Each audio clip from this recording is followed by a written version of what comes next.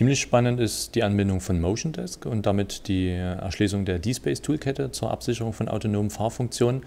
Und damit ist neben CarMaker praktisch jetzt ein weiteres Tool angebunden, in dem ich komplett virtuell testen kann mit ECU-Test als Testautomatisierung. Und das wird eben auch immer wichtiger, weil es eine heterogene Welt ist, weil wir eben nicht immer alles in einem Tool haben und einen Aufbau nur an den Prüfplätzen, sondern eben zum Beispiel CarMaker oder Motion Desk.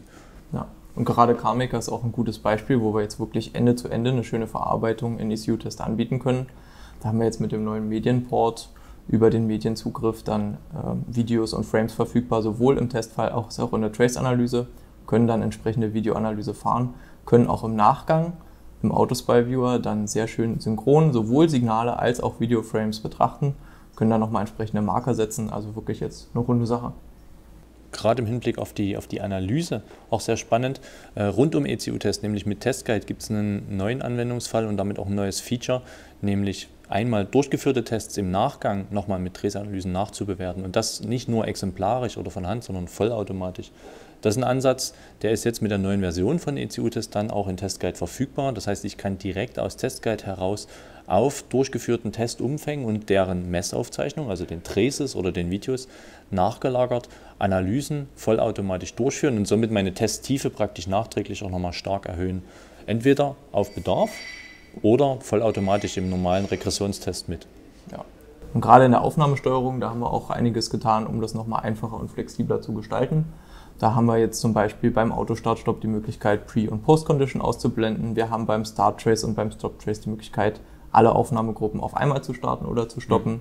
Wir haben jetzt eine eigene Gruppe, die uns ermöglicht, Signale automatisch zuzuordnen, die wir da reinwerfen, also umzuverteilen auf andere Signalgruppen. Und wir haben auch die Möglichkeit, einfach mit einem Haken alle verwendeten Testgrößen aufzuzeichnen. Also auch da werden die Workflows jetzt nochmal deutlich einfacher. Ein Punkt, der mir vielleicht noch einfällt, ist das Infotainment-Testing oder allgemein das Testing basierend auf Bildern. Das betrifft Infotainment, das betrifft aber auch das autonome Fahren.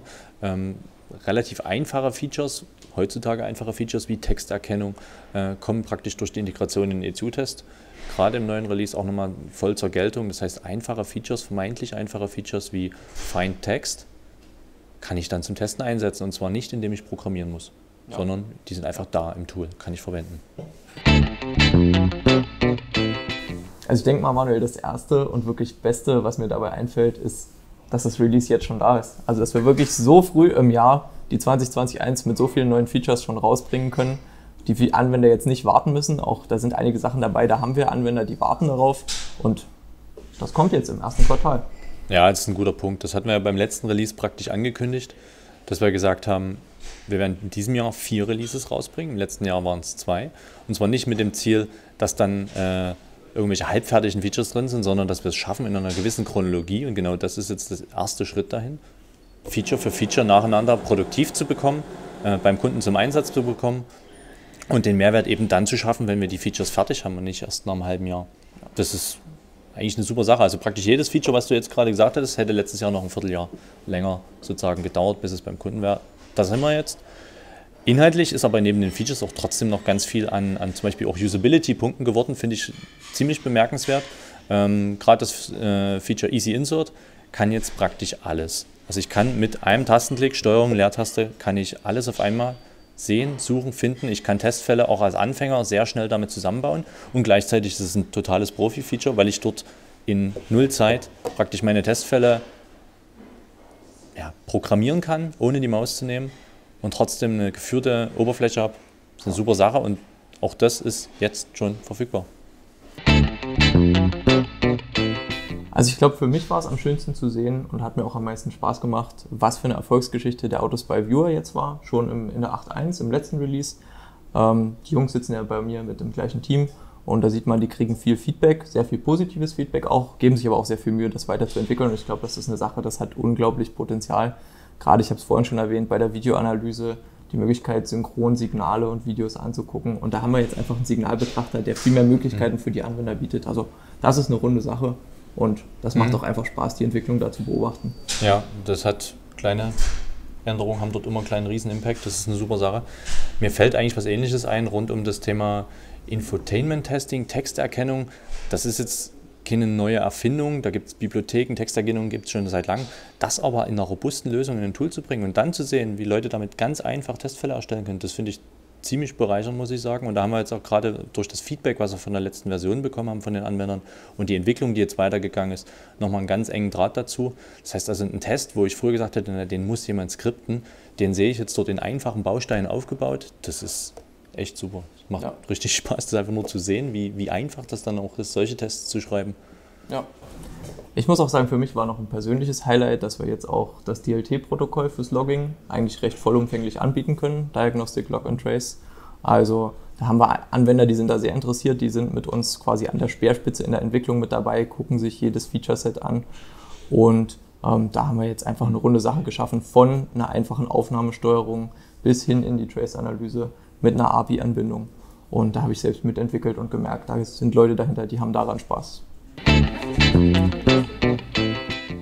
Also unmittelbar im nächsten Release, denke ich, werden wir gerade rund um Adaptive Autosar noch einige Punkte weiterentwickeln. DLT würde mir einfallen, auch die Ethernet-Geschichten ganz allgemein. Ja, gerade Serviceanbindung, ich glaube, da ist auch einiges angedacht. Ich glaube, was anderes, was mir noch einfällt, sind auch die angeforderten Analysen, haben wir das Feature aktuell genannt. Da soll es jetzt die Möglichkeit geben, tatsächlich, wenn man schon einen Testfall konzipiert, auch vorzusehen, dass eine bestimmte Analyse auch gefahren werden muss. Und das einfach direkt mit einzuplanen, sodass sie dann automatisch im Nachgang gestartet wird und zum Beispiel eine bestimmte Sicherheitsprüfung durchführt. Außerdem haben wir geplant, das betrifft auch ein Stück weit die Releases danach, gerade sehr großen Absicherungsprojekten eine deutliche Flexibilisierung im ECU-Test Workspace zu entwickeln. Das heißt also mehr dahin zu gehen, dass man sich Bibliotheks-Workspaces entwickeln kann, dass man in Teams und teamübergreifend miteinander arbeiten kann und dass man einmal geschaffene Testinhalte eben auch projektübergreifend wiederverwenden kann. Das ist ein Thema, das wird gerade in großen Kunden, denke ich, überall einen Mehrwert erzeugen. Ja, ich denke, das nimmt denen viel Arbeit ab. Ja.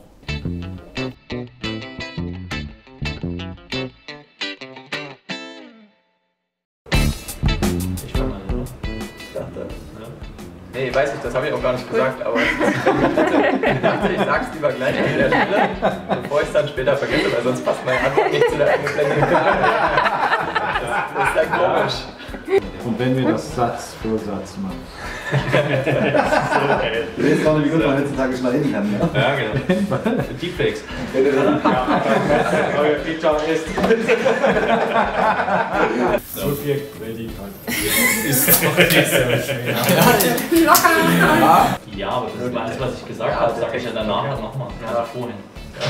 Ja, Ich weiß. Dann guck mal, wir können das nochmal zum Beispiel sehen.